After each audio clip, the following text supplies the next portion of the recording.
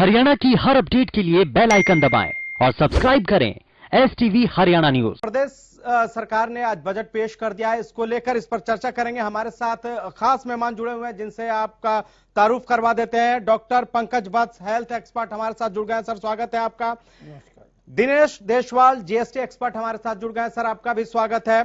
Professor Subhash Sapra, शिक्षाविद हमारे साथ जुड़ गए हैं। सर, आपका भी स्वागत है। डॉक्टर जयपाल शर्मा, अर्थशास्त्री हैं, हमारे साथ जुड़ चुके हैं। सर, आपका भी स्वागत है। स्वामी इंद्र, राष्ट्रीय प्रवक्ता भाकियू के हमारे साथ जुड़ चुके हैं। सर, आपका भी स्वागत है। और खालिद चहलका भी हमारे साथ जुड़ चुके हैं। तो इस पे सबसे पहले अर्थशास्त्री जयपाल शर्मा जी से जानना चाहेंगे कि आज का जो बजट पेश किया गया है वो, सर, आप इस बजट को किस नजरिए से देख रहे हैं? ये बजट कैसा है प्रदेश के लोगों के लिए खासकर? हमारे माननीय मुख्यमंत्री ने आज जो बजट पेश किया है ये अच्छा बजट है। इसमें कृषि क्षेत्र पर कृषि क्षेत्र के विकास पर काफी जोर दिया गया है। साथ में बेरोजगारी को देखते हुए युवाओं के रोजगार के अवसरों को बढ़ाने का एक अच्छा प्रयास किया गया है। इसके साथ साथ इंडस्ट्री को बढ़ावा देने के लिए भी प्रयास किया गया है। इसके अलावा रेल यातायात और सड़क यातायात को विकसित करने का भी एक अच्छा प्रयास इस बजट में दिखाई देता है। तो मेरे हिसाब से बजट काफी अच्छा है, परंतु इसमें कुछ चीजें हम और ऐड कर सकते थे। पेट्रोल की कीमतें काफी ज्यादा बढ़ चुकी हैं। अगर गवर्नमेंट पेट्रोल पर वैट वगैरह में अगर कोई कमी कर सकती थी तो उनसे आम जनता को लाभ पहुंचाया जा सकता, परंतु वहां पर सरकार का कोई प्रयास इस तरफ दिखाई नहीं दे रहा है। इस तरफ सरकार का कोई प्रयास दिखाई नहीं दे रहा है। लेकिन सुभाष सापरा जी, आप एक शिक्षाविद हैं। आप आज जो बजट सरकार ने पेश किया है, अगर हम पिछले आंकड़ों की बात करें तो 19,439.18 करोड़ का बजट पेश किया गया था और इस बार 18,410 करोड़ रुपए शिक्षा के क्षेत्र के लिए दिया गया है। आप इसको किस तरह से देखते हैं? सबसे पहले क्या इसमें और बेहतर करने की जरूरत थी? सबसे पहले मैं हरियाणा न्यूज का धन्यवाद देता हूं कि आपने मुझे यहाँ पे आमंत्रित किया इस एक बड़े विषय के लिए। जी। पिछली बार का बजट था, CM साहब ने ही पेश किया था। He was also a finance minister. पिछली बार इन्होंने शिक्षा का मेन सबसे ज्यादा जो खर्च था वो शिक्षा पर था, एजुकेशन पे था। It was 19,439 crore. इस हिसाब से इन्होंने अब इस बार इसमें थोड़ी सी कटौती की है, 18,410 करोड़ दिखाया इन्होंने। अभी थोड़ा सा इन्होंने हेल्थ पे इस बार बढ़ा दिया है। इट इज 20% इन्होंने इंक्रीज किया ड्यू टू कोरोना। एजुकेशन में कोविड के चलते हुए सभी स्कूल कॉलेज बंद थे। मेन प्रॉब्लम थी प्राइवेट स्कूल चल रहे थे, वहां पे अच्छी एजुकेशन थी, अच्छा डिजिटल चल रहा था। पर गवर्नमेंट स्कूलों में उसकी स्थिति बिल्कुल बुरी है, काफी खराब थी। वहां पे डिजिटलाइजेशन तो है ही नहीं, चाहे मोदी साहब हमेशा कहते रहे ये डिजिटलाइजेशन का टाइम है। परंतु अब इस बजट में इन्होंने 700 करोड़ का प्रावधान किया है भाई डिजिटल स्कूल रूम्स को इन्होंने स्थापित करने के लिए। वैसे तो ये पहले भी हरियाणा में एजुकेशन सिस्टम चलता रहा है, एजुसेड सिस्टम, उस पर करोड़ों रुपया खर्च किया, पता नहीं कई सालों चला है और वो फेल हो गया। अब गवर्नमेंट इस पे कितना काम करेगी ये तो भविष्य ही बताएगा। इसी तरह से इन्होंने इंडस्ट्रियल एजुकेशन पे भी 700 का प्रावधान किया है। बट अभी तक इन्होंने काफी स्कूल कॉलेज खोले हैं पीछे जो है। लास्ट ईयर महिला महाविद्यालय खोलते रहे हैं, परंतु वहां पे कोई स्ट्रक्चर डेवलप नहीं हुआ, ना तो वहां पे टीचर है ना इंफ्रास्ट्रक्चर है। अभी इस बजट में अभी नए कॉलेज खोलने का भी एज आई थिंक मुझे जो है ना ऐसा पता नहीं चला भाई। इन्होंने नए अभी खोले भी नहीं है पर जो गवर्नमेंट कॉलेजेस हैं, पिछली बार इन्होंने काफी खोले हैं। लगातार हम इस पर चर्चा कर रहे हैं। हमारे साथ प्रेम खट्टर भी व्यापारी हैं, वो भी जुड़ चुके हैं। प्रेम जी, ये बताइए कि आज जो बजट सरकार ने पेश किया है, क्या आप लोगों की जो उम्मीदें थी वो फुलफिल हो पाई है? नहीं, हमें बहुत उम्मीद थी बजट से कि पेट्रोल और डीजल के रेटों में जाके कटौती होगी, लेकिन नहीं हुई। कुल मिला के हम यूं संतुष्ट हैं कि कोई अलग टैक्स नहीं लगा व्यापारियों पे, जिसके कारण हमें संतुष्टि हुई है। अलग टैक्स नहीं लगा, इसलिए आपको इससे संतुष्टि हुई है। लेकिन साथ में हमारे जीएसटी एक्सपर्ट दिनेश देशवाल भी लगातार जुड़े हुए हैं। दिनेश जी, आप इस बजट को किस तरह से देखते हैं? आप एक जीएसटी एक्सपर्ट भी हैं, आपको क्या लगा इस बजट में? देखिए सर, ये जो बजट का साइज बढ़ने वाली बात है वो तो हर साल बढ़ता रहता है। जैसे पहले 1,22,000 करोड़ का था, फिर 1,43,000 करोड़ आया, अब 1,55,000 करोड़ रुपए आया। तो साइज समय के हिसाब से इन्फ्लेशन भी बढ़ती है, तो मॉनेटरी वैल्यू कम हो जाती है, तो साइज तो नेचुरली बढ़ता ही है। लेकिन उसके साथ साथ देखिए, जो सेल टैक्स का जो रेवेन्यू पिछली बार 10,702 करोड़ रुपए जो एस्टिमेट किया था, इस बार वो 11,000 करोड़ रुपए एस्टिमेट किया है। तो वो बहुत बड़ा हाई तो नहीं है, बट लेकिन उसमें भी उछाल आएगी। जो स्टेट गवर्नमेंट जो सेल टैक्स से और वेट से रिकवरी, जो मेनली फ्यूल्स हैं, यदि उनके प्राइसेस की हाइक देखे तो इसमें कलेक्शन की ज्यादा उम्मीदें हैं। लेकिन उसमें भी गवर्नमेंट ने इससे उम्मीदें अभी कम रखी है, तो हो सकता है इन फ्यूचर्स गवर्नमेंट के एस्टिमेट्स हों कि बाद में कुछ एक्साइज ड्यूटी और जो हरियाणा वेट है उन पेट्रोल और डीजल वो कम किया जा सके। और उसके बाद जो स्टेट एक्साइज ड्यूटी है वो पिछली बार 7,500 करोड़ एस्टिमेट की थी, तो इस बार 9,200 करोड़ एस्टिमेट की है। तो इससे देखने से नहीं लगता कि जो लिकर और एक्साइज ड्यूटी इस पे कुछ कम होने वाली है। और उसके बाद आप देखोगे तो स्टैंप्स रजिस्ट्रेशन, आप देखोगे जो स्टैंप ड्यूटी से और रजिस्ट्रेशन से जो गवर्नमेंट की रेवेन्यू होती है, जो रजिस्ट्री हम लोग कराते हैं उनसे, और जो स्टैंप की सेल होती है, तो उसमें जरूर गवर्नमेंट ने पिछली बार 7,500 करोड़ रुपए एस्टिमेट किया था इनसे रियलाइजेशन का। लेकिन इस बार 5,000 करोड़ रुपए ही इससे एस्टिमेट किया कि इससे रियलाइज हो पाएंगे। तो in near future properties market को, रियल एस्टेट को बूम देने के लिए हो सकता है कि वहां पे नियर फ्यूचर्स में रेट को देखने को मिले। जहां तक जीएसटी का क्वेश्चन है, क्योंकि जीएसटी अभी जो भी जीएसटी में जो चेंजेस होते हैं वो जीएसटी काउंसिल के रिकमेंडेशन पे ही होते हैं, और ज्यादातर जीएसटी काउंसिल जो सेंटर वाली जीएसटी काउंसिल है वो रिकमेंड करती है, तभी चेंजेस हो पाते हैं। तो वो स्टेट गवर्नमेंट्स के हाथ में बहुत कुछ उसके रिगार्डिंग है नहीं। तो बजट में जीएसटी के रिगार्डिंग कुछ इसलिए कुछ है नहीं। डॉक्टर पंकज वत्स हेल्थ एक्सपर्ट हैं, हमारे साथ लगातार जुड़े हुए हैं। पंकज जी, आज जो बजट आया, खास करके कोरोना काल के बाद, आपने कोरोना के दौरान देखा कि कई जगह जो सरकारी अस्पतालें हैं वहां पर ना वेंटिलेटर की व्यवस्था थी और बहुत जगह डॉक्टर भी नहीं थे। ऐसे में आज जिस तरह से सरकार ने बजट पेश किया है और 4,000 करोड़ का एक पैकेज दिया है कि इससे जो है बजट में जो खास करके जो स्वास्थ्य क्षेत्र है उसके इंफ्रास्ट्रक्चर को डेवलप किया जाएगा, आपको क्या लगता है? देखिए, बजट जो है बिल्कुल ठीक बात है, जैसे भाई साहब बोल रहे थे अभी कि हर साल बढ़ता ही है। लेकिन आप देखेंगे जहां तो लगातार बजट पर हम चर्चा कर रहे हैं। हरियाणा वासियों के लिए अब इस बार का बजट किस तरह से होगा, कितनी उम्मीदें लोगों को थी और कितनी उम्मीदों पर यह बजट जो है नजर आ रहा है। लगातार हमारे साथ एक्सपर्ट जुड़े हुए हैं। डॉक्टर पंकज वत्स, मेरा सवाल आपसे ये है कि जो फिलहाल बजट आया, आपको लग रहा है कि कोरोना काल के दौरान स्वास्थ्य विभाग में जिस तरह की खामियां नजर आई, क्या उन खामियों की पूर्ति हो सकेगी? देखिए, सबसे बड़ी बात तो ये है कि मुख्यमंत्री जी ने अपनी स्पीच का समय तो कम से कम 250-300% बढ़ा लिया। जो पिछली बार जितना समय स्पीच देने में रखा था और आज जो रखा है वो 2 घंटे 40 मिनट से ज्यादा रख लिया। तो हमें आशा थी कि उसी तरीके से हेल्थ का बजट भी उतने ही % बढ़ाएंगे। तो बड़ी निराशा हुई कि ये 16-17% बढ़ा।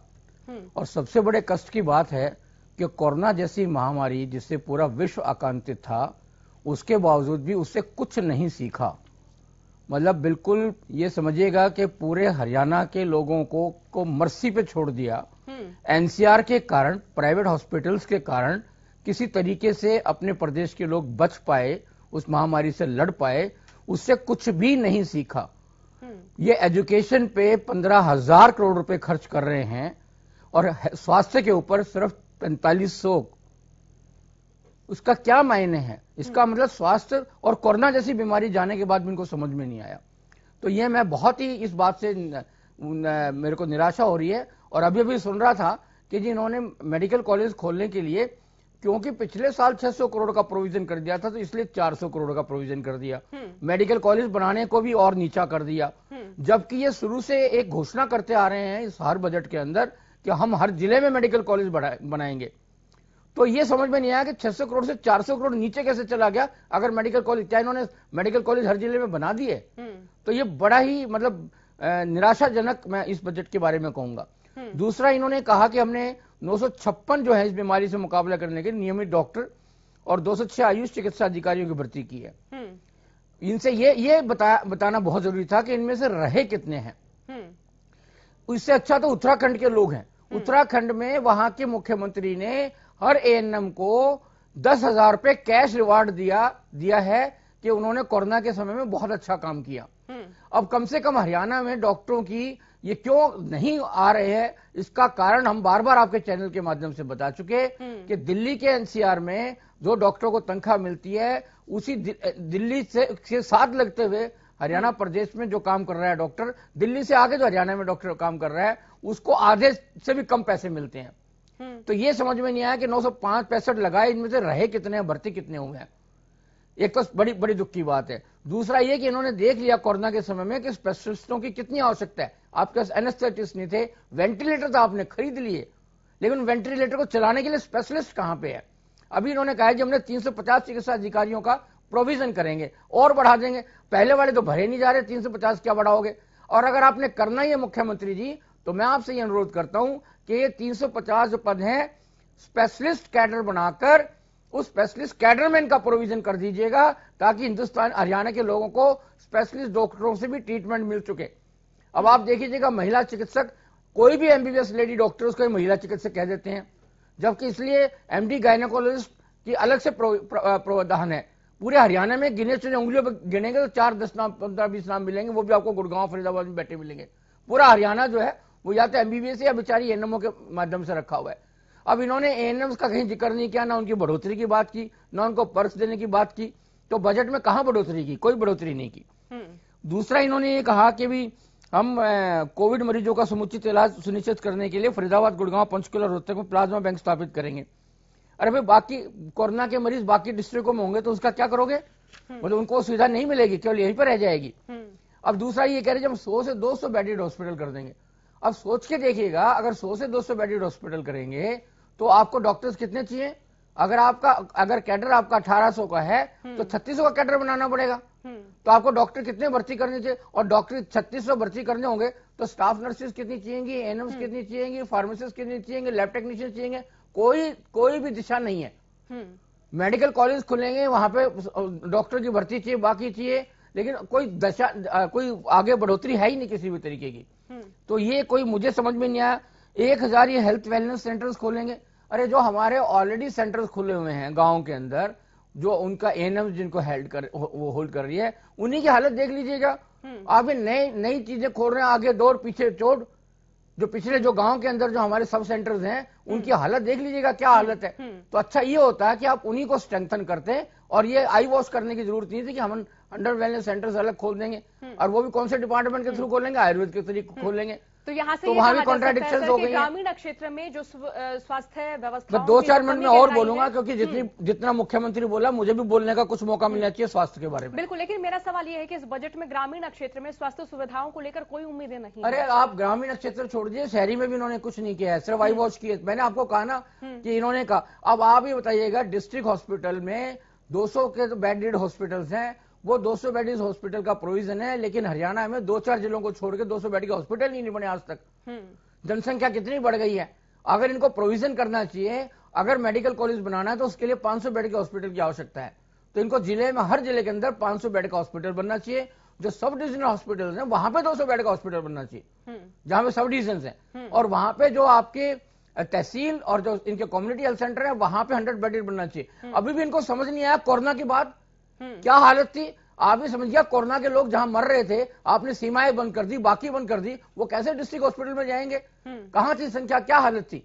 ऐसी हालात देखने के बाद कम से कम इनको बजट में 100% बढ़ोतरी करनी चाहिए थी, कम से कम 100, मतलब 400 करोड़ की जगह इसको 8,000 करोड़ के आसपास लेके आना चाहिए था। और कोई बड़ी चीज नहीं है जो ये कह रहे हैं, जब 35,000 रुपए का हमने प्रोविजन अपने वाल बना के रखा हुआ है। मुख्यमंत्री जी, अगर हिंदुस्तान हरियाणा की जनता से आपको प्यार है और अगर आप सही इस्तेमाल करना चाहते हैं तो अभी ये जो आपने 35,000 का जो बजट रखा हुआ है किसके अलग बनाएंगे। जो मैं आपसे अनुरोध कर रहा हूं, ये स्वास्थ्य का बजट बढ़ाकर जो अपने वायदे को पूरा कीजिएगा। मेडिकल कॉलेज छोड़ो, आप 100 बेड का हॉस्पिटल आप सीएससी लेवल पे तहसील लेवल बनाइएगा और 200 बेड का सब डिविजन लेवल पे बनाइएगा और 500 बेड का बनाइएगा। इतना बड़ा भी काम अगर आप कर देंगे तो आपके लिए आने वाली पीढ़ी आपको याद रखेंगे अगर आप उस 35,000 रुपए को इधर लगा सकते हैं। वरना 200-400 करोड़ रुपए में कोरोना महामारी के बाद बहुत ही मतलब मैं तो इस बात से बहुत ज्यादा निराश हूं।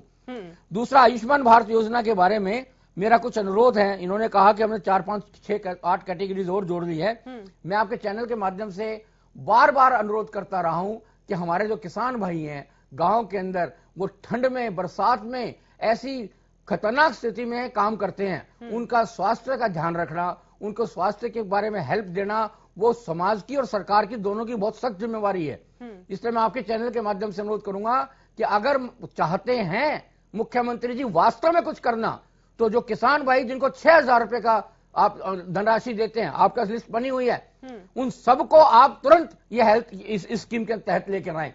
5 लाख का जो बीमा है उसके अंदर तुरंत लेके आए। आपको कुछ करने की जरूरत नहीं है। एक लाइन का ऑर्डर आपने पास करना है कि जिनके पास 6,000 रुपए जिनके खाते में जा रहे हैं उनके हेल्थ कार्ड बने। मतलब दूसरा, मैंने इसमें यह कहूंगा कि आपको जो एक स्पेशल कैंप जो है हेल्थ कैंप, ये हर उसमें कॉन्स्टिट्यूंसी में ये हेल्थ मेगा कैंप्स लगाएं और ये वहां पे इंश्योर करें कि जो वहां पे ये आयुष्मान के कार्ड बनने वो तो बने ही बने, लेकिन आयुष्मान कार्ड बनने के बाद उन बेचारों को सीधा नहीं मिले, विलेजर्स को उनको कोई आइडेंटिफाई नहीं कर रहा है, क्योंकि उसमें ओपीडी तो कवर है ही नहीं। इसलिए उनके माध्यम से उनको आइडेंटिफाई किया जाए और आइडेंटिफाई करने के बाद उनको इलाज दिलाया जाए। इसलिए इसके लिए स्पेशल हेल्थ कैंप हर कॉन्स्टिट्यूंसी में लगे और उसके लिए जैसे मेंबर पार्लियामेंट को 15 लाख रुपए का प्रोविजन दिया गया है हेल्थ मेला लगाने के लिए, ऐसे हरियाणा में हर एमएलए को भी 10 लाख रुपए 15 लाख रुपए की राशि आवंटित होनी चाहिए कि अपनी कॉन्स्टिट्यूंसी में जगह जगह हेल्थ मेले कराकर, हेल्थ कैंप्स कराकर, और ये आयुष्मान कार्ड, पहले आयुष्मान कार्ड जितने बने उनको सबको बनवाए जाए। जैसे उन्होंने कहा है कि जी हमने इतने % बनवाए। हरियाणा सबसे पहला राज्य था, उसके बावजूद भी 15.5 लाख परिवार इसके पात्र हैं और आज तक 7.83 लाख परिवारों को कार्ड बटे हैं। क्यों? ऐसा किस लिए? तो कम से कम इस साल में स्पेशल योजना बना के जो 15,51,000 ये और जो मैं बाकी अनुरोध कर रहा हूं, इन सब के उनके हेल्थ कार्ड्स बने, उनकी जांच हो, आइडेंटिफाई हो। क्योंकि इंश्योरेंस कंपनी को तो हमने पैसा दे दिया, इंश्योरेंस कंपनी की तो वाह हो गई, लेकिन मेरे आम भाइयों को तो इसका इलाज नहीं मिला, इसलिए उनको जरूर जोड़ें। तीसरा, चैनल के माध्यम से कह रहा हूं कि irrespective of caste, creed, financial position, जो भी गर्भवती महिला है उसको और उसके आने वाले बच्चे को इसके अंतर्गत ये जो 5 लाख रुपए बीमा योजना है उसके अंतर्गत उसको जोड़ा जाए। क्योंकि मैटरनल मोर्टेलिटी और इन्फेंट मोर्टेलिटी, इन दोनों को कम करने का लक्ष्य पूरे संसार का है, हिंदुस्तान की सरकार का है, हरियाणा की सरकार का है। इसलिए नैतिक जिम्मेवारी बनती है कि हर गर्भवती मां और उससे आने वाले बच्चे को ये सेवाएं मिले कि वो किसी भी अस्पताल में, किसी भी संस्थान में जाकर अपना इसका वो कर सके। क्योंकि गांव में बाकी जगह पे नर्सरीज नहीं है, इन्फेंट मोर्टेलिटी रेट बहुत ज्यादा बढ़ा हुआ है। तो उसकी तरफ करने के लिए 2 कैटेगरीज में आपसे कह रहा हूं, किसान भाई जिनको 6,000 रुपए देने हैं और प्रेग्नेंट मदर, दोनों का रिकॉर्ड इनके पास है। एक लाइन के ऑर्डर से मुख्यमंत्री जी आपने करना है, अगर आप ये करेंगे तो पीढ़ी आपको याद रखेंगे। जी, मेरा सवाल प्रोफेसर सुभाष से है। अब जो बजट आया है, अगर शिक्षा के क्षेत्र की बात करें, क्या उसके लिए बजट काफी है? ये लास्ट ईयर जो बजट था इट वाज 19,439 करोड़। अभी इन्होंने जो प्रोविजन दिया 18,410 करोड़ का दिया एजुकेशन। इसी तरह से कोरोना महामारी में जिस तरह से गवर्नमेंट स्कूल कॉलेज बंद रहे, इन्होंने 700 का अलग से प्रावधान किया डिजिटल क्लासरूम के लिए। इसी तरह से इंडस्ट्रियल ट्रेनिंग के लिए 700 का किया है। परंतु पिछली बार के जो बजट में इन्होंने कई महिला महाविद्यालय बनाए थे, कुछ कॉलेज खुले थे, अभी तक इसमें कोई प्रोविजन नहीं है नए स्कूल कॉलेज खोलने का। मेडिकल कॉलेज जरूर इन्होंने सिरसा में बनाया है एंड इट इज गवर्नमेंट, वहाँ के जो लोग हैं उन्हें तो धन्यवाद देना चाहिए, वहाँ के जो एमएलए हैं गोपाल कांडा जी का। उससे रिमोट एरिया सिरसा, उससे अच्छा रोजगार भी मिलेगा और लोगों को सुविधाएं भी मिलेंगी। नहीं तो गुड़गांव जैसे शहर में सिरसा से लोग आते थे मेडिकल इस कोरोना महामारी में, और पूरी लूट चल रही है प्राइवेट हॉस्पिटल्स की इस कोरोना महामारी में। आपको पता है गुड़गांव जैसे शहर में, और गवर्नमेंट हॉस्पिटल्स का तो इतना बुरा हाल है, वहां पे लोग जाने से डरता है, कोई जाना ही नहीं चाहता, हम भी नहीं जाना चाहते, आम मजदूर भी जाना नहीं चाहता, क्योंकि वहां पे कई बार तो डिलीवरी जो है ना लेडीज की बाहर हो जाती है। ना हॉस्पिटल सीएम साहब कोरोना पॉजिटिव हुए, he went to Medanta hospital. हमारे एजुकेशन अपने हेल्थ मिनिस्टर साहब हुए, पहले गवर्नमेंट हॉस्पिटल में गए, फिर रोहतक और फिर यहाँ पे मेदांता में आ गए। इसी तरह से हमारे आदरणीय शिक्षा मंत्री जी वो भी यहाँ पे मेदांता में एडमिट हुए। तो सभी मंत्री के पास तो सुविधाएं हैं, तो आम जनता कहाँ पे जाएगी। इसी तरह से एजुकेशन, गवर्नमेंट स्कूलों का इतना बुरा हाल है, जब तक आप इसे सुधारेंगे नहीं, तो इस पे मॉनिटरिंग नहीं करेंगे, ना पे वहां पे इंफ्रास्ट्रक्चर है। अब दिल्ली वाला गवर्नमेंट का देखो वाहवाही लूट रही है वहां पे, तो हरियाणा में क्यों नहीं हो पा रहा। अब ये गवर्नमेंट 6 साल से चली आ रही है, हमारे कॉलेजों में 80% पोस्ट खाली पड़ी है, वहां पे सारे प्राइवेट सारे फर्जी टीचर्स अपॉइंटमेंट कर रखे हैं। और ग्रामीण क्षेत्रों में सर ये जो प्राइमरी स्कूल हैं, जहां प्राइमरी स्कूलों की अगर बात करें तो आंगनवाड़ी अपग्रेड करके ये भी कहा जा रहा है कि वहां पर प्राइमरी स्कूल बना दिए जाएंगे। आंगनवाड़ी का भी बड़ा बुरा हाल है जी वहां पे, बिल्कुल। अभी प्ले स्कूल का इन्होंने प्रावधान किया 4000, अब देखो वो ये भविष्य के गर्भ में प्ले स्कूल का भी लग रहा है क्या ये सार्थक है? अगर ग्रामीण क्षेत्रों की बात करें, शहरी क्षेत्रों की बात करें, शहरी में तो कोई भेजेगा ही नहीं, बिल्कुल ही, क्योंकि वहां पे प्ले स्कूल की कोई प्रॉब्लम नहीं है। बड़े बड़े प्ले स्कूल बड़ी बड़ी कंपनीज ने बना रखे हैं, और छोटे छोटे स्कूल घरों में भी बने हुए हैं। गवर्नमेंट पे उनका विश्वास ही नहीं होता ना। गवर्नमेंट स्कूल में कौन भेजना चाहता है? कोई गवर्नमेंट स्कूल में भेजना नहीं चाहता। अभी इन्होंने खोले जाने चाहिए थे क्या? इसे सार्थक दिशा मानते हैं? इसकी जगह कोई और ठीक है, अगर गवर्नमेंट इस पे अच्छी तरह से मॉनिटरिंग करेगी, बड़ा अच्छा सेटअप करेगी, वो गवर्नमेंट कर ही नहीं पाती। गवर्नमेंट के पास अब कोरोना महामारी में क्या था, लोग सड़कों पे गलियों में घूम रहे हैं बेचारे हैं, गवर्नमेंट क्या करती? कुछ नहीं था इसके पास। अब इन्होंने एजुकेशन फ्री किया है 9 to 12, 9 to इसमें 9 से 12 साल के लिए फ्री एजुकेशन। अब गवर्नमेंट स्कूलों में वैसे भी फीस बड़ी कम होती है, हर कोई पेड कर लेता है, 100, 200, 500, 1000 रुपया मजदूर भी दे देता है कोई, उन्हें सिर्फ एजुकेशन अच्छी मिलनी चाहिए। बट गवर्नमेंट में स्कूलों में एजुकेशन है ही नहीं, बिल्कुल ही। वहां पे बैठने का बेंच नहीं है, वहां पे दरी नहीं है, वहां पे पंखे जो है लगता है ये सर्दियों में चलते हैं, गर्मियों में तो चलता ही नहीं है बिल्कुल ही। तो जब तक आप इसे गवर्नमेंट सुधारेगी नहीं, गवर्नमेंट कॉलेजों में एजुकेशन सिस्टम को नहीं सुधारेगी। अब सीएम साहब अभी बता रहे थे भाई 2025 तक न्यू एजुकेशन पॉलिसी हम इसको इम्प्लीमेंट करेंगे। अब अभी नए जो सेंट्रल बजट आया था उसमें हायर एजुकेशन कमीशन के लिए भी अलग से प्रावधान किया है जी, हम कमीशन बनाएंगे। अब यूजीसी क्या करेगी? यूजीसी को बंद करेंगे क्या? जो प्राइवेट यूनिवर्सिटीज को फर्जी डिग्रियां बांट रही है, नकली डिग्रियां बांट रही है, और वो प्रोफेसर लग रहे हैं पीएचडी। हरियाणा में आप देख लीजिए, यहाँ 2000 एक्सटेंशन लेक्चरर्स लगे हुए हैं, फर्जी डिग्री लेकर आते हैं राजस्थान से। वहां पे बिल्कुल जैसे सब्जी मंडी में सब्जी मिलती है, वैसी वो डिग्रियां लेके यहाँ पे they are working in government colleges. 2000 teacher, 80% post खाली पड़ी है। जनवरी 2020 में इन्होंने 2592 असिस्टेंट प्रोफेसर के पद सृजित किए थे नए, फाइनेंस डिपार्टमेंट से सैंक्शन भी हो गए थे। आज तक उसकी फाइलें दबी पड़ी हैं, कोई कुछ नहीं।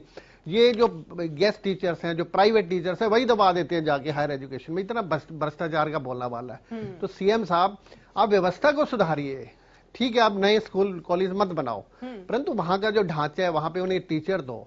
अच्छा, अब इस कोरोना टाइम में सारे स्कूल कॉलेज बंद, अब ये आपने डिजिटल आपने कर दिया, बड़ी अच्छी बात है। अब एजुकेशन सिस्टम में क्या चल रहा है अब देखो ना, अब सीएम साहब के नॉलेज में नहीं है। अभी जेजेपी गवर्नमेंट गठबंधन सरकार है, I am not political person. अब उन्हीं के पर्सन बोलते हैं जी हम तो जी ऑनलाइन परीक्षाएं होनी चाहिए, ऑनलाइन करें या ऑफलाइन। गवर्नमेंट सर अगर ग्रामीण क्षेत्र की बात करें तो काफी सारे ऐसे छात्र छात्राएं रही जो कि ऑनलाइन पढ़ाई करने में समर्थ नहीं थे।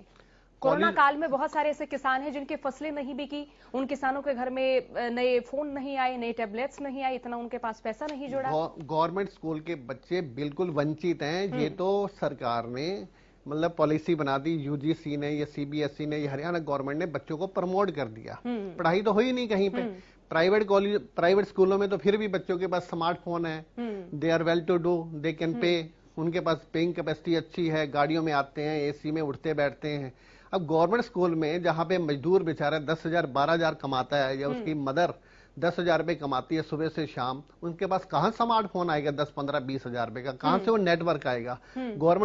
गवर्नमेंट जो है ये अपने गांवों में वहां पे नेटवर्क की प्रॉब्लम है। गवर्नमेंट ने कुछ नहीं किया इसके लिए, ये जो कोरोना टाइम में एजुकेशन के लिए, ये तो अपने आप ही जो बच्चों ने जो अरेंजमेंट किए हैं किसी तरह से अल्टरनेट अरेंजमेंट से, गवर्नमेंट की तरफ से कोई प्रावधान नहीं है इसमें। उसी तरह से गवर्नमेंट कॉलेजों में ऑनलाइन, अब गवर्नमेंट ठीक है online class they the, but अब उसने ये नहीं कहा भाई ऑनलाइन क्लास टीचर ले भी जा रहा है या नहीं, उसकी सही रिपोर्ट मिल रही है नहीं मिल रही। प्रिंसिपल तो बहुत बढ़िया रिपोर्ट भेजेगा, अरे आप जहां भी सीधा बेस्ट संसाधन नहीं दिए हैं टीचर्स भी अपने आप ही जो कर रहे हैं ठीक है, बट हालात ये है अपने आप ही चला है, ये परमात्मा ने बचाया है, ये जनता के अपने मतलब अपने आप ही उन्होंने they have done their best. Government की तरफ से इतना बड़ा जो संकट था, जो सिर्फ हरियाणा में नहीं, गुड़गांव में नहीं, इंडिया में नहीं, पूरे, बट गवर्नमेंट को जो स्टेप्स उठाने चाहिए थी, आज 6 साल हो गए गवर्नमेंट को, they should do their best है। अब इसमें वही बात है, ये तो अभी चलो ठीक है जी, उन्होंने 1,55,645 करोड़ दे हैव इंक्रीज्ड, भाई हमने 13% बजट बढ़ा दिया, बट उनको ये भी तो पता होना चाहिए यहाँ पे जो कॉस्ट इन्फ्लेशन इंडेक्स है वो क्या है, 1980 की तुलना में आज का क्या रेट है, परचेजिंग पावर कहाँ है, महंगाई कितनी है, महंगाई कितनी है सर, पेट्रोल कहाँ है 100 रुपए, डीजल कहाँ पे है, एलपीजी 800 रुपए मिलता है, रसोई चलानी मुश्किल हो रही है, लोगों को किराया देने का पैसा नहीं है, मतलब हालत क्या है लोगों की, बेरोजगारी है, बेरोजगारी में। सर मैं लौटूंगी आपके पास। दिनेश जी, मेरा सवाल आपसे है कि आप जीएसटी एक्सपर्ट हैं, इस बजट को लेकर आपका विश्लेषण क्या कहता है? देखिए, हम ये बजट जो है मिला जुला बजट है, लेकिन कुछ पॉइंट मैं इसमें डालना चाहूंगा, जो भी डाटा सामने आए हैं उस पे जो मैं अभी तक देख पाया, उस पे जो मैं अपने विचार व्यक्त करना चाहूंगा कि कुछ तो हरियाणा में progress as a India compare करते हैं तो कुछ अच्छा भी, आप इंडिया लेवल पे आप इकोनॉमी को देख रहे हो तो कंट्रैक्शन हुई है, मतलब संकुचित हुई है, जो जीडीपी है वो -8% तक है, जबकि हरियाणा की जीएसडीपी जो स्टेट डोमेस्टिक प्रोडक्ट है ग्रोस, वो 5.7% ही माइनस में गई है। तो कंपेयर टू इंडिया हरियाणा की इकोनॉमी कम डाउन है, उसके प्लस भी हैं पॉइंट, उसके माइनस भी हैं। प्लस पॉइंट ये है कि जो कोविड की वजह से, कोरोना की वजह से जो सेक्टर कम इम्पैक्टेड हुए हैं वो एग्रीकल्चर सेक्टर है जो सबसे कम इम्पैक्टेड हुआ है। तो इसका मतलब जो हरियाणा की इकोनॉमी यदि कम इम्पैक्ट हुई है तो यहाँ से एग्रीकल्चर एक्टिविटी और एग्रीकल्चर प्रोड्यूस ज्यादा था, इसलिए कम इम्पैक्टेड हुआ, लेकिन इसका मतलब इंडस्ट्री ग्रोथ यहाँ पे कम है। तो कोविड टाइम में जरूर बेनिफिट हुआ, जितना इंडिया की इकोनॉमी डाउन गई 8% तक डाउन चली गई, माइनस में चली गई, हरियाणा की -0.7% तक ही रही, जो आज डाटा निकल के सामने आया है। सेकंड थिंग इज डेट, मैं कहना चाहूंगा कि जो इन्होंने जो एक कंट्रोल किया है कि पहले जो है जो टोटल डेफिसिट जो वित्तीय घाटा बोलते हैं हम, कितने % तक घाटा हो सकता था, तो 3% तक इन्होंने डिटरमाइन किया हुआ था सेंट्रल गवर्नमेंट ने, कि आप 3% तक ही घाटे को लेके जा सकते हो, उससे ज्यादा नहीं लेके जाओगे जीडीपी से, जो भी टोटल साइज होगा बजट का। फिर गवर्नमेंट ने कोविड की वजह से उसको 5% तक बढ़ा दिया था कि 5% तक आप बढ़ा सकते हो, लेकिन गवर्नमेंट ने वहां बड़ा अच्छा काम किया, बड़ा साफ सुथरा प्रेजेंटेशन अच्छी करके 3.83% तक ही उसको घाटे को रखा है, वो बड़ा एक सराहनीय कदम है। लेकिन उसके साथ साथ मैं कहूंगा कि जब भी इकोनॉमी डाउन होती है, जैसे कोरोना की वजह से इकोनॉमी बहुत ज्यादा डाउन है, एम्प्लॉयमेंट है नहीं, पर कैपिटल इनकम जो बढ़नी चाहिए इन्फ्लेशन के हिसाब से भी बढ़नी चाहिए वो काफी कम हो गई। आप देखो पर कैपिटल इनकम 2,47,000 थी पिछले बजट में, अब जो 2021 का जो डाटा निकल के आ रहा है अभी तक वो 2,39,000 है। मेरे को तो इतनी भी नहीं लगती, इससे भी कम होगी एक्चुअल में। तो उसमें उस परिधान को नजर में रखते हुए इनको क्या करना चाहिए था, कैपिटल एक्सपेंडिचर पे ज्यादा बजट रखना चाहिए था, ताकि कैपिटल इन्वेस्टमेंट ज्यादा हो, इंडस्ट्री ज्यादा है, इंफ्रास्ट्रक्चर पे पैसा ज्यादा लगे। जबकि इनके कैपिटल एक्सपेंडिचर पे आप बजट में देखोगे तो 13,201 करोड़ रुपए जो पिछली बार बजट में था, वो इस बार 9317 करोड़ रुपए ही है, जो कम हुआ है। मेरे को लगता है गवर्नमेंट का फोकस इस तरफ से कम रहा कि इंफ्रास्ट्रक्चर बढ़ा के कुछ एम्प्लॉयमेंट जनरेशन को बढ़ाया जाए, वो कम है गवर्नमेंट का, उस तरफ ध्यान कम रहा, मैं ऐसा मानता हूं। आप एक और देखोगे कि जो आप इसमें जितना बजट का साइज है, जो 1,55,000 करोड़ रुपए अभी जो बजट का साइज है, उसमें देखोगे 30% तो उसमें डेट का ही है, डेट की ही पेमेंट चली जाएंगी। तो आप देखिए कि डेट और इंटरेस्ट की पेमेंट इतनी जा रही है, तो अब सोसाइटी के लिए, इंफ्रास्ट्रक्चर के लिए और जो नॉर्मल हेल्थ और एजुकेशन के लिए कितना % ही बचता है। तो वो बड़ी दयनीय विषय है, इसमें थोड़ा सा मेहनत करने की जरूरत है और बड़ा ही इसमें जो इंफ्रास्ट्रक्चर जो एक्सपेंडिचर की बहुत ही ज्यादा जरूरत है वो इसमें बजट में बहुत कम देखने को मिला। एक और जो अभी सीएम साहब अभी एड्रेस कर रहे थे मीडिया को, तो उस टाइम कह रहे थे जो एग्रीकल्चरिस्ट को है जो एनहांस कंपनसेशन मिलता है जब उनकी जमीन एक्वायर हो जाती है और जब तक उनको पैसा नहीं मिलता तो 15% से इंटरेस्ट दिया जाता है। लेकिन ये बिल्कुल ये डाटा 15% रेट तो है बट वो एनुअली कंपाउंड नहीं होता। आप उसको इफेक्टिव रेट ऑफ इंटरेस्ट देखोगे तो वो 78% ही रहता है, क्योंकि ये 8 ईयर्स तक 9-10 ईयर्स तक पेमेंट नहीं मिलती और कभी भी उसको कंपाउंड नहीं करते। तो इस तरह के डाटा को थोड़ा सा करेक्ट करके ही सामने करना चाहिए ताकि इंडस्ट्री को भी परेशानी ना हो इतना इंटरेस्ट पे करने में। तो ये अभी तक जो मैं देख पाया बजट में कुछ कमियां हैं कुछ अच्छाइयां हैं, उस पे जो मेरे विचार थे वो यही है। डॉक्टर पंकज, मेरा सवाल आपसे है कि लगातार हम स्वास्थ्य पर भी बात कर रहे थे। कोरोना काल के दौरान हमने देखा कि आंगनबाड़ी वर्कर्स की क्या स्थिति रही, एएनएम जीएनएम की क्या स्थिति रही। तो अगर शिक्षा के क्षेत्र की बात करें या फिर स्वास्थ्य के क्षेत्र की बात करें तो लगातार कमियां ही कमियां नजर आई हैं। तो आपको लगता है कि इस बजट में उन कमियों को सुधारा जा सकता था जो कि नहीं सुधारी गई हैं? देखिए, बहुत बड़ी आप समझिएगा कि हर एक व्यक्ति को से कोरोना से कितना भयभीत था, कितनी लाखों मौतें हमने देखी हैं, पूरे विश्व में इसका तांडव देखा है। और उस समय स्थिति ये थी कि पता नहीं हम सब लोग बच भी पाएंगे कि नहीं बच पाएंगे। तो ये तो परमपिता परमात्मा की कृपा से चीजें कंट्रोल में आ गई। इस ऐसे दौर से जाने के बावजूद भी हमने कुछ नहीं सीखा और जो रूटीन में आपने 100, 200, 400 करोड़ रुपए का बजट बढ़ाया है उतनी तो तनख्वाहों में और बाकी चीजों में खर्च हो जाता है। तो आप क्या सोचा हमने? अब कम से कम इसके आपको ये सोचना चाहिए कि इस बजट में इस साल में कम से कम जितने एग्जिस्टिंग हैं उसको डबल किया जाना, बेड्स को डबल किया जाना। आपने वेंटिलेटर्स खरीद तो लिए, उनको वेंटिलेटर को चलाने के लिए डॉक्टर्स नहीं है, आपके पास एक्सपर्ट नहीं है, आपके पास स्टाफ नहीं है। तो ये जो इसके बारे में मैं तो बहुत चिंता, मुझे सारी की सारी चीजें हो रही है। योजनाएं बहुत सारी घोषित कर दी हैं। अब आप देखिएगा उन्होंने कहा जी पंडित दीनदयाल करनाल में पंडित दीनदयाल के नाम से स्वास्थ्य विज्ञान महाविद्यालय बनाएंगे, विश्वविद्यालय, मंगल सेन मेडिकल कॉलेज बनाएंगे भिवानी के अंदर, फरीदाबाद में अटल बिहारी वाजपेयी मेडिकल कॉलेज स्थापित किया जा रहा है। सरकार द्वारा यमुनानगर कैथल सिरसा जिले में मेडिकल कॉलेज स्थापित का प्रस्ताव है। महाराजा अग्रसेन में फलाना करेंगे, मेडिकल कॉलेज के अलावा ये करेंगे। लेकिन बजट को 600 करोड़ से बजाय घटा के 400 करोड़ कर दिया। तो अब क्या माने इन जो ये जो घोषणाएं हैं इनका क्या वजूद और क्या कहानी है? एक बहुत बढ़िया स्कीम जो है इन्होंने दी है, उसके लिए कुछ जहां प्रशंसा करने की बात है वहां प्रशंसा करना भी आवश्यक है।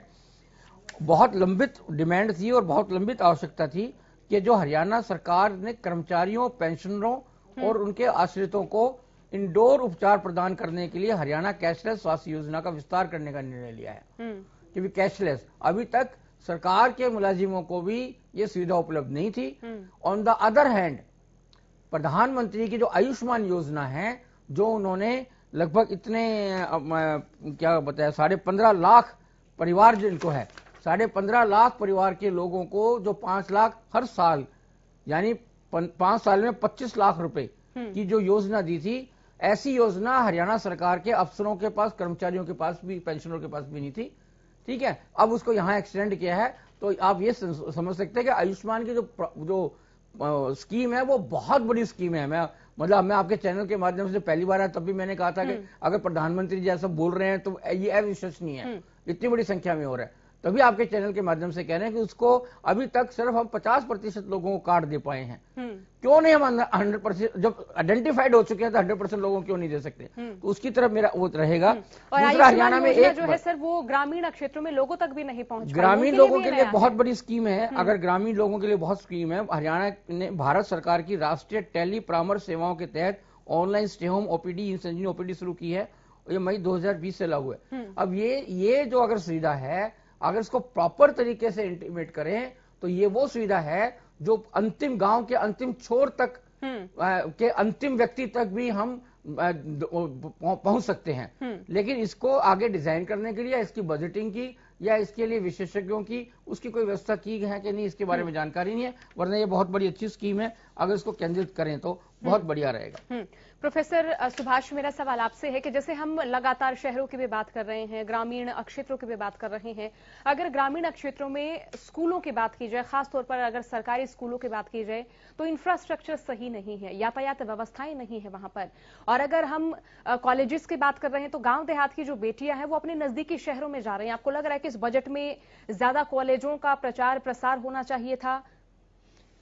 लास्ट ईयर इन्होंने गवर्नमेंट ने महिला महाविद्यालय खोले हैं कुछ, परंतु वहां पे जो है टीचर ना होने की वजह से students they don't want to go, वो साथ वाले शहर में जाते हैं। टीचर जब होंगे ही नहीं वहां पे, अब छोटे छोटे कॉलेज बने हुए हैं वहां पे, कुछ कॉलेज तो ऐसे हैं 150 की स्ट्रेंथ है, 150 स्टूडेंट्स से कॉलेज चल रहा है, 200, और परंतु गवर्नमेंट को ये नहीं पता वहां पे स्टूडेंट जाते भी हैं या नहीं जाते, मतलब ये हाल है। इसी तरह से गवर्नमेंट स्कूलों में भी यही हाल है? उनको जो है ना वहां पे टीचर दें, उनका इंफ्रास्ट्रक्चर को सुधारें, तभी बात बन पाएगी। मतलब सिर्फ ये आंकड़े देने से भाई हमने इतना पैसे का प्रावधान कर दिया और इतना खर्च हुआ है, इतना बढ़ा दिया है, डिजिटल एजुकेशन पर जरूरत है आज तो है। अब आज के टाइम में मोदी साहब हर भाषण में बोलते हैं, शुरू से बोलते रहे हैं, आज डिजिटल एजुकेशन का टाइम है। जब तक उनके पास संसाधन नहीं होंगे, स्कूलों में, कॉलेजों में, शहरों में उपलब्ध नहीं है तो गांवों में कहाँ है? ट्रांसपोर्टेशन, उनके लिए कोई सुविधाएं नहीं है। ट्रांसपोर्ट बसों में, अब रोडवेज की बसें ले लो, आप क्या हाल है वहां पे। और प्राइवेट जो बसें हैं वो छतों पे बच्चे बैठे होते हैं। अब ये कोरोना टाइम में तो चलो बसें भी स्टूडेंट जा नहीं रहे, नहीं तो बसों के ऊपर चढ़े होते हैं और गर्ल्स तो अंदर जा ही नहीं सकती, गर्ल्स अंदर जा ही नहीं सकती। इन्होंने चलो पिछले साल इन्होंने खोले हैं, जो है ना पिछला जो बजट था, इस बार तो इन्होंने कोई यूनिवर्सिटी नहीं, कोई स्कूल नहीं, कोई कॉलेज नहीं, बट इनको सुधारना चाहिए, सिस्टम को सुधारें। जब तक सिस्टम नहीं सुधारेंगे तो क्या है, उसका कोई फायदा नहीं है जी, हमने इतना बजट दे दिया। आपको लग रहा है सर कि अगर हम इस सिस्टम को सुधारें तो सबसे पहले शुरुआत हमें ग्रामीण क्षेत्रों से करनी होगी? शहरों से भी, गांव से भी। शहरों में अब जगह जगह प्राइवेट यूनिवर्सिटीज बनी पड़ी हैं, वहां पे एडमिशन के लिए 10 lakh, 5 lakh, 20 lakh, who will pay? कोई वहां पे नहीं देगा। हर गली मोहल्ले में इन्होंने प्राइवेट कॉलेज बने पड़े, खेतों में बीएड कॉलेज बने पड़े, नॉन अटेंडिंग फीस ले लेते हैं और वहां पे कोई एजुकेशन नहीं है। क्या ये गवर्नमेंट का पार्ट नहीं है? क्या गवर्नमेंट को पता नहीं? एक नेता ने 6 बीएड कॉलेज बना रखे हैं और नॉन अटेंडिंग फीस दे रहे हैं बच्चे, टीचर्स भी नहीं है उनके पास, बट टीचर्स ऑन रोल चल रहे हैं, ऐसे ही सिस्टम चल रहा है। गवर्नमेंट को पता नहीं है क्या? अब प्राइवेट स्कूलों में क्या हुआ, उनको पता नहीं कौन फीस ले रहा है कौन नहीं।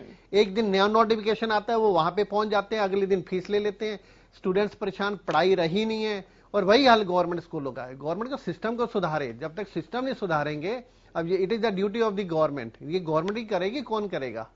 उन पे लगाम दे, प्राइवेट यूनिवर्सिटीज पे, प्राइवेट यूनिवर्सिटीज हैं वो नॉन अटेंडिंग चल रही है सारी की सारी, ऐसे ही एजुकेशन सिस्टम चल रहा है सारा का सारा।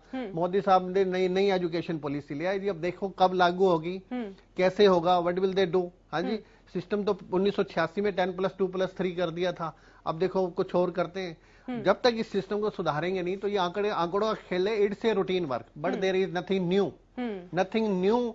वही बात बोलते हैं ना, अब मतलब जो है ना, पुरानी बोतल में नई शराब डाल दी है, ये सिर्फ आंकड़े हैं और कुछ नहीं। दीज आर ऑल पॉलिटिकल्स है, इसका प्रचार करते हैं और कुछ नहीं है।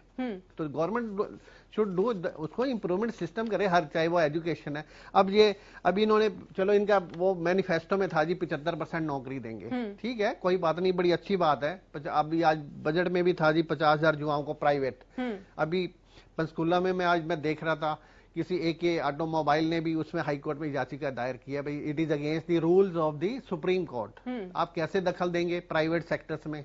अब जब इसको इंप्लीमेंट करेंगे तब पता चलेगा। और सर ये हरियाणा के अगर लोगों की बात करें तो बहुत कम ऐसे माता पिता होंगे जो चाहेंगे कि उनका बेटा या उनकी बेटी प्राइवेट नौकरी करे, ऐसी मनोस्थिति है। और खासतौर पर देहाती व्यक्तियों की या फिर जो गांव देहात से ताल्लुक रखते हैं उनकी तो ऐसी मनोस्थिति है, क्योंकि मैं भी देहात से हूं और मैं भी अपनी पढ़ाई के दौरान यही सुनती थी कि नौकरी हो तो सरकारी होनी चाहिए, प्राइवेट नौकरी नहीं होनी चाहिए। तो आपको लग रहा है कि ये चीजें भी सार्थक होंगी, कारगर होंगी, और अंत में हमें यही नजर आ रहा है कि कहीं ना कहीं इसमें परिवर्तन जरूर लेना पड़ेगा सरकार को? ये it will depend in the future government क्या करती है और कैसे इसको इम्प्लीमेंट करती है, क्या उसका स्ट्रक्चर तैयार करती है।